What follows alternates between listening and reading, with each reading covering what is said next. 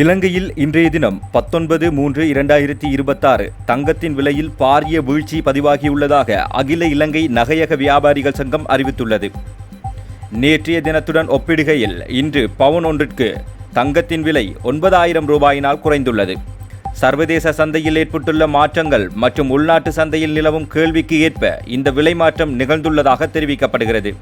அந்த வகையில் தற்போதைய தங்கத்தின் விலை நிலவரப்படி 24 கேரட் தங்கம் பவுன் ஒன்றிற்கு 3,98,000 ரூபாயாக விற்பனை செய்யப்படுகிறது. 22 கேரட் தங்க பவுன் ஒன்றிற்கு 3,66,200 ரூபாயாகவும் விற்பனை செய்யப்படுகிறது.